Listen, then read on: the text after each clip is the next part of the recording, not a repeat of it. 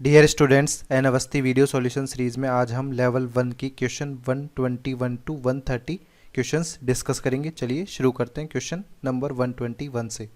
121 हमें क्या बोल रहा है? In a 3D subshell all the 5 orbitals are degenerate. What does in mean? तो डीजेनरेट का मतलब होता है हमारे पास कि सारे के सारे जो ऑर्बिटल्स है उनकी जो एनर्जी है वो सेम है। तो ऐसा कौन सा स्टेटमेंट है यहाँ पर दिया हुआ है? Option C, all the orbitals have same energy. Degenerate orbitals का मतलब ये होता है, तो ऑप्शन सी करेक्ट आंसर हो जाएगा। नेक्स्ट है 122, which of the following subshell can accommodate as many as 10 electrons. तो हमारे पास इलेक्ट्रॉन्स के लिए आप देखें कि हमारे पास कितने इलेक्ट्रॉन्स सब सेल जो है अकोमोडेट कर सकता है। तो हमारे पास maximum number of electrons can accommodate a subcell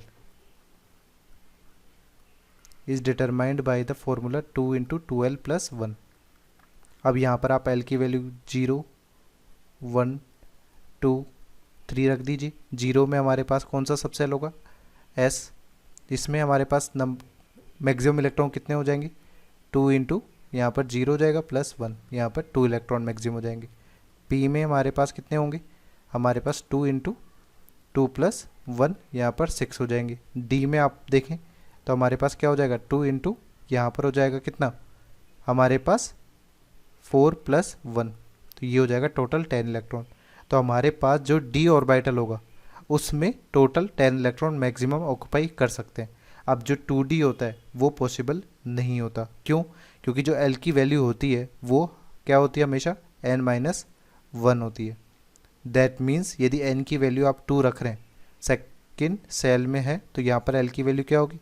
l की वैल्यू मैक्सिमम 1 हो सकती है, 0 और 1।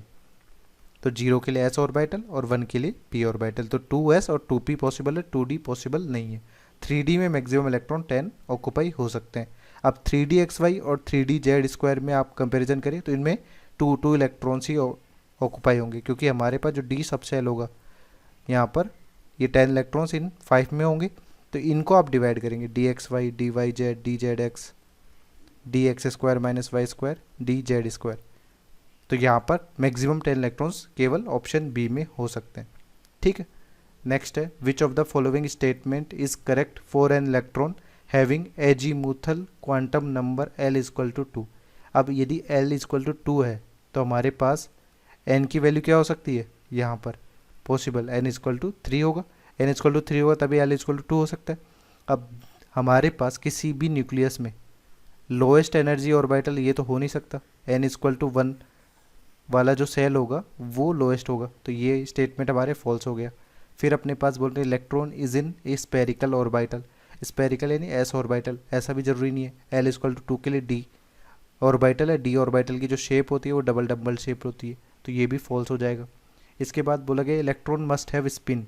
तो हमारे पास एक इलेक्ट्रॉन है, वो आइदर क्लॉकवाइज रोटेट कर सकते हैं या एंटी क्लॉकवाइज।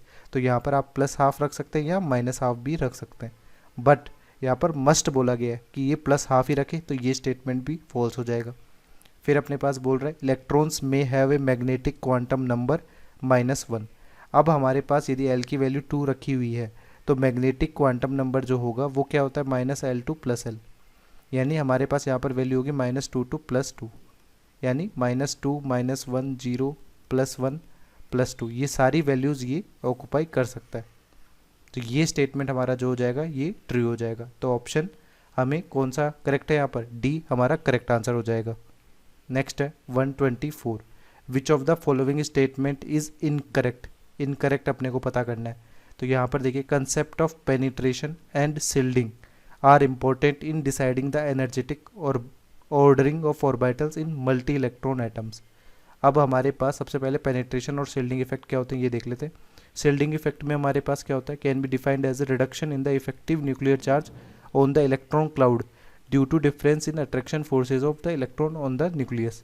दैट मीन्स हमारे पास यदि यहाँ पर ये आउटर मोस्ट शेल पे एक इलेक्ट्रॉन है, इस इलेक्ट्रॉन का इस न्यूक्लियस के साथ में अट्रैक्शन है, साथ में यहाँ पर इस इलेक्ट्रॉन की वजह से रिपल्शन भी है, तो नेट हमारे पास इस पर जो इलेक्ट्रॉन क्लाउड पर अट्रैक्शन फोर्स होगा वो हमारा डिसाइड होता है किससे? शिल्डिंग इफेक्ट से।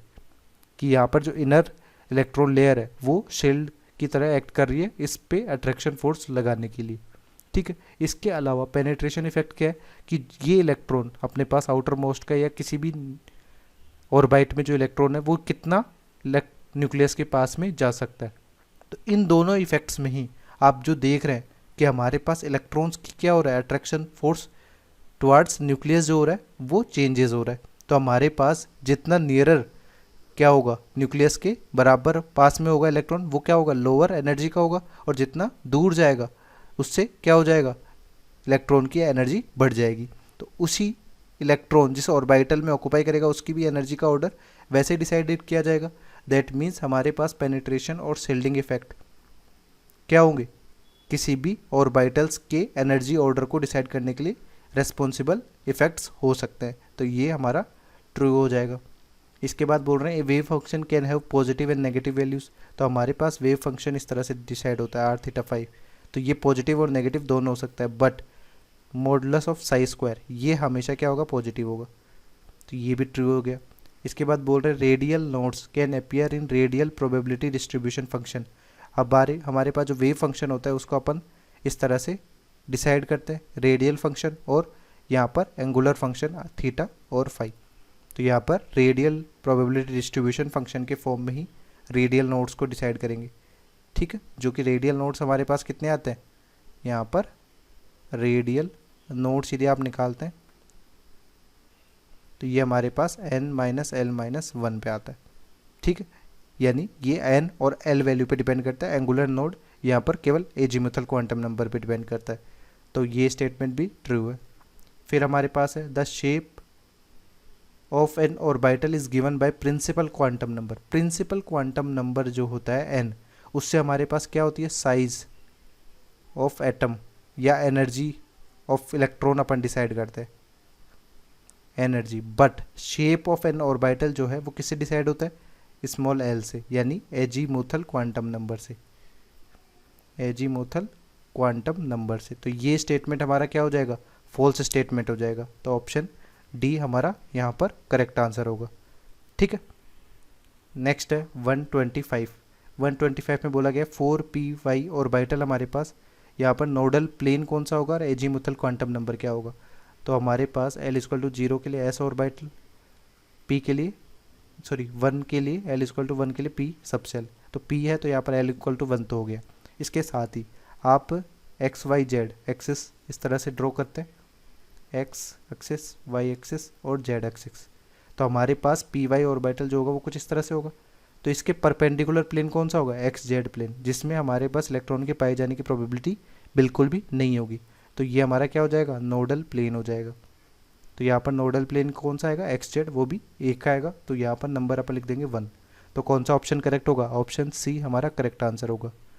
नेक्स्ट है 126। विच of the following statement is correct. Correct देखना है। Number of angular nodes, number of angular nodes decide करते हैं केवल स्मॉल एल से। Number of radial nodes decide करते हैं अपन n-l-1 से। और इन दोनों का समीशन आप जब कर देंगे n-l-1 प्लस l, तो यहाँ पर n-1 ये हो जाएंगे हमारे पास टोटल नोड्स। तो हमें कौन सा एक्सप्रेशन यहाँ पर करेक्ट दिया हुआ है, यहाँ पर ऑप्शन सी अपना करेक्ट ऑप्शन है। नेक्स्ट है 127। Give the correct order of initials true false for the following statement. If electron has 0 magnetic number, ठीक है, then it must be present in S orbital. 0 magnetic number या 0 magnetic moment आप बोल सकते हैं। तो उसके लिए इसका मतलब क्या है कि हमारे पास number of unpaired electron, number of unpaired electron जो है वो 0 है, क्योंकि हमारे पास मैग्नेटिक मोमेंट का फॉर्मूला आप लिखते हो √n × n+2। ये हमारे पास यदि 0 आ जाती है तो ये ओवरऑल वैल्यू भी 0 आ जाएगी। तो हमारे पास इसके लिए ज़रूरी नहीं है कि हमारे पास इलेक्ट्रॉन एस ऑर्बिटल में ही हो। यदि आप इलेक्ट्रॉनिक कॉन्फ़िगरेशन इस तरह से भी लिख देते हैं 1s2 2s2 2p2, 2p यहाँ पर 6 कर देते हैं, तो इलेक्ट्रॉन्स हमारे पास p6 में जा रहे हैं। तो यहाँ पर सारे के सारे पेयरिंग में है इलेक्ट्रॉन। इन पेयरिंग में इलेक्ट्रॉन के होने की वजह से अपन क्या कर सकते हैं, यहाँ पर मैग्नेटिक मोमेंट 0 हो जाएगा। ठीक है, तो ये जो फर्स्ट स्टेटमेंट हो जाएगा हमारे पास ये फॉल्स हो जाएगा। फिर हमारे पास सेकंड स्टेटमेंट, यहाँ पर इलेक्ट्रॉन्स फिलिंग की गई है। इसमें पूछा गया कि पाउली एक्सक्लूजन प्रिंसिपल का वॉयलेशन हो रहा है या नहीं हो रहा है। पाउली एक्सक्लूजन प्रिंसिपल में हमारे पास क्या करता है कि इलेक्ट्रॉन्स की आप पेयरिंग करेंगे, ठीक है। तो यहाँ पर इलेक्ट्रॉन्स की पेयरिंग हो रही है, एक ऑर्बिटल में 2 इलेक्ट्रॉन मैक्सिमम आ रहे हैं और दोनों इलेक्ट्रॉन अपोजिट स्पिन के। तो यहाँ पर पाउली एक्सक्लूजन प्रिंसिपल का वॉयलेशन नहीं हो रहा है, और यहाँ पर बोला क्या गया, वॉयलेटेड किया गया है, तो ये स्टेटमेंट भी फॉल्स हो जाएगा। फिर अपने पास बोला गया Bohr's model can explain spectrum of the hydrogen atom. Hydrogen spectrum को एक्सप्लेन करने के लिए बोर मॉडल का यूज़ किया जा रहा है, तो ये स्टेटमेंट सही है कि हमारे पास बोर मॉडल किसको एक्सप्लेन नहीं कर सकता, ये हमारे पास डी ब्रोगली और हाइजेनबर्ग अनसर्टेनिटी प्रिंसिपल को एक्सप्लेन नहीं कर पाता, बट सिंगल इलेक्ट्रॉनिक स्पीसीज़ के लिए ये स्पेक्ट्रम को भी डिसाइड कर देता है। तो hydrogen atom single electron species है, मेनली जो बोर मॉडल दिया गया था वो सिंगल इलेक्ट्रॉन स्पीसीज़ के लिए ही दिया गया था, ठीक है। तो ये स्टेटमेंट ट्रू हो जाएगा। फिर बोल रहे हैं A D orbital can accommodate maximum 10 electrons only. तो ये स्टेटमेंट हमारे पास थोड़ा गड़बड़ है कि यहाँ पर ए डी ऑर्बिटल यानी डी सब शेल में हमारे पास 5 ऑर्बिटल्स होंगे, each orbital has 2 electrons maximum. तो हमारे पास एक ऑर्बिटल में किसी भी डी ऑर्बिटल हो, एस ऑर्बिटल हो, पी ऑर्बिटल में, उसमें मैक्सिमम 2 इलेक्ट्रॉन्स ही ऑक्यूपाई हो सकते हैं। और डी सबशेल के लिए बोला जाता तब यहाँ पर मैक्सिमम क्या बोलते अपन, 10 इलेक्ट्रॉन बोलते, ठीक है। तो यही स्टेटमेंट भी हमारा फॉल्स हो जाएगा। तो कौन सा ऑर्डर होगा यहाँ पर, एफ एफ टी एफ, तो ऑप्शन बी हमारा करेक्ट आंसर हो जाएगा, ठीक है। नेक्स्ट है 128, the orbital diagram in which both the Pauli exclusion principle and Hund's rule are violated. तो पाउली एक्सक्लूजन प्रिंसिपल के बेसिस पे क्या होना चाहिए कि हमारे पास हर एक ऑर्बिटल में मैक्सिमम 2 इलेक्ट्रॉन्स ऑक्यूपाई हो और दोनों अपोजिट स्पिन पे हो। हुंड्स रूल के हिसाब से क्या है कि आप इलेक्ट्रॉन यदि इस तरह से भर रहे हैं तो 1 by 1 पहले भरें फिर पेयरिंग करें।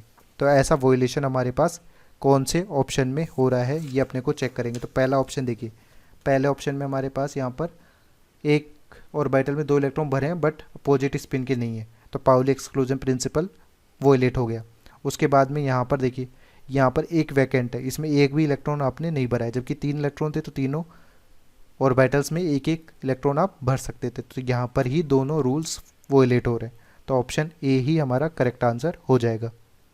नेक्स्ट है 129, इसमें बोला गया it is not possible to explain Pauli exclusion principle with the help of this atom. तो यहाँ पर केवल हाइड्रोजन के लिए ऐसा होगा, क्यों, क्योंकि हाइड्रोजन का जो इलेक्ट्रॉनिक कॉन्फ़िगरेशन होता है वो 1s1 होता है, तो इलेक्ट्रॉन आपने एक ही भरा।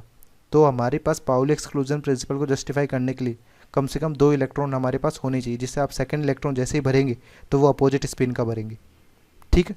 तो इसमें अपन पाउली एक्सक्लूजन प्रिंसिपल का कभी भी वॉयलेशन नहीं होगा, तो इसको एक्सप्लेन करने के लिए भी यूज़ नहीं कर सकते, तो ऑप्शन डी करेक्ट आंसर होगा। नेक्स्ट है 130, the subshell that arises after F subshell is called G subshell. What is the total number of orbitals in the shell. In the shell या ऑर्बिट आपको पता करना है जहाँ पे जी सबसेल है।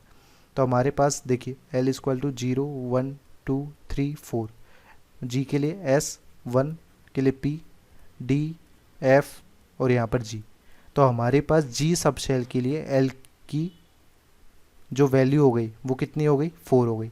अब L की वैल्यू 4 हो गई तो हमारे पास N की वैल्यू कैसे डिसाइड कर लेंगे, यहाँ पर N यदि 5 होता तो यहाँ पर L क्या हो जाएगा, 5 - 1 यानी 4। तो यहाँ से N हमारे पास क्या आ गया, 5 आ गया, यानी शेल नंबर जो आ गया हमारे पास 5 आ गया। तो हमारे पास number of orbitals in a shell जो हो जाएगा वो हमारे पास क्या हो जाएगा, n² हो जाएगा, यानी 5 का स्क्वायर हो जाएगा। तो ये ऑप्शन कौन सा करेक्ट हो जाएगा, ऑप्शन सी हमारा करेक्ट आंसर होगा, ठीक है।